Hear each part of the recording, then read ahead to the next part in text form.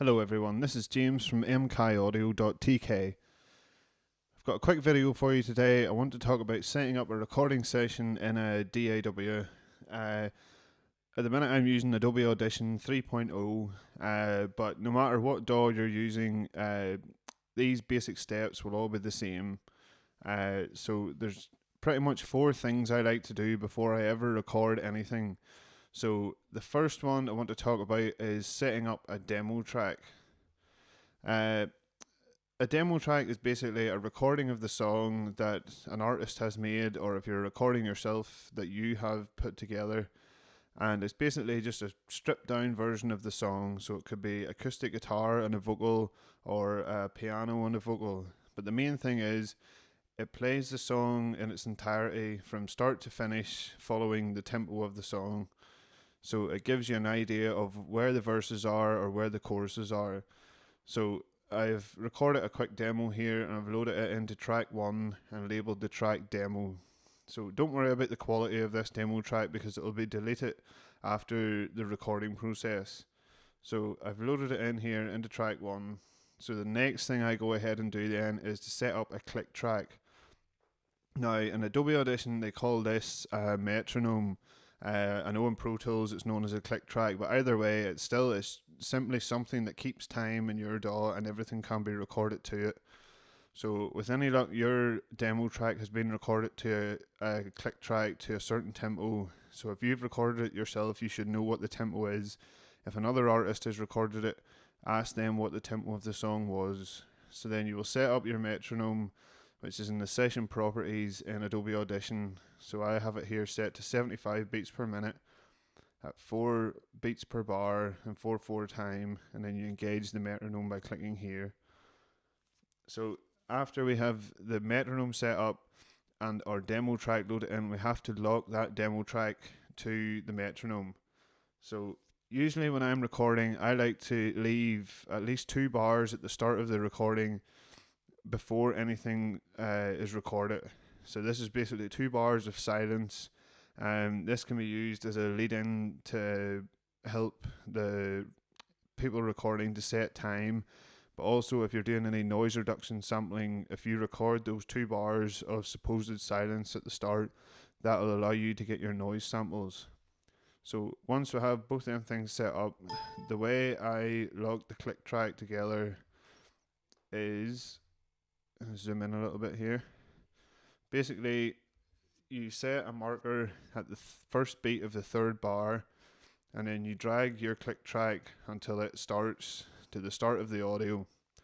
So whenever I press play, you should hear the click track playing along with the demo track, and they should be relatively in time because the demo track has been recorded to your click track. So I'll let you hear a little bit of it now.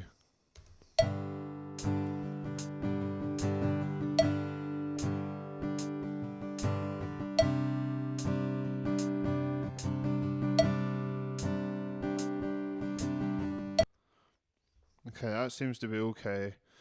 Zoom back out.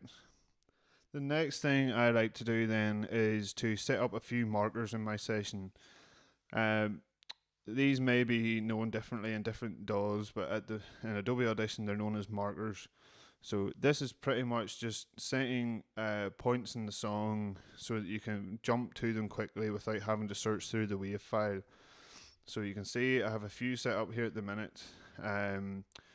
They are basically used to mark the different sections of the song, such as the intro, verse, a chorus, a bridge, a breakdown, or simply when a new instrument enters the song. So whenever you're overdubbing, you can click onto one of these markers and know that's where exactly the instrument has to punch in. So to set up a marker in Adobe Audition, you open up your markers tab here. You can open this by going to the window section up at the top here and opening up marker list, or simply by pressing Alt 8. So you can see I have 3 set up here at the minute, simply as a bit of a demonstration, one at the intro, one at the verse and one at the chorus. So to set these up, you'll simply search through your file or your demo track. So say we're setting one at the intro here. You zoom in a little bit, click at the very start of the intro, and then in your marker list here, go down to the bottom, and there's a thing here that says add marker. Click on that and it'll create a new marker. You then set the label for it as intro. It shows you where it begins, and then I set them to type index. So once you have these set up for the different parts of the song, you can simply double click on them and your cursor or time indicator will jump straight to those points in the song, making it very easy to punch in. Okay, the final thing I do, and this may seem like quite an obvious one, but it's a simple file and save session as. Now, this might seem like a bit of a no-brainer, but labeling your sessions or your track files is quite important. If you have a large session with a load of files in it and you're starting to create duplicates and stuff, you want to know exactly where everything is.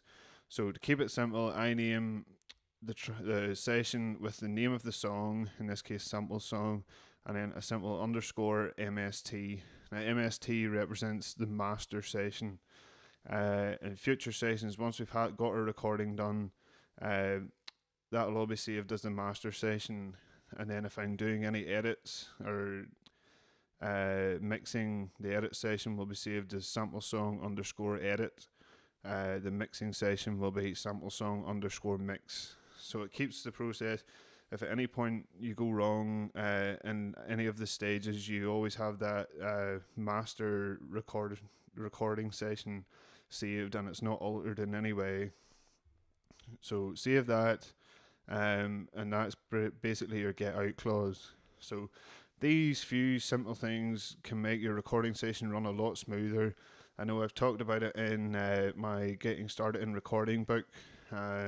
Showed you how to do a lot of this stuff, or maybe went into a wee bit more depth. But I say go ahead and try them out. If you're looking at any more recording tips or recording advice, check out the blog. You can subscribe to the podcast as well on iTunes. We always talk about different tips and tricks for recording and mixing. So again, this is James from MKaiaudio.tk. Thanks for watching the video, and I'll see you all in the next one. Thanks.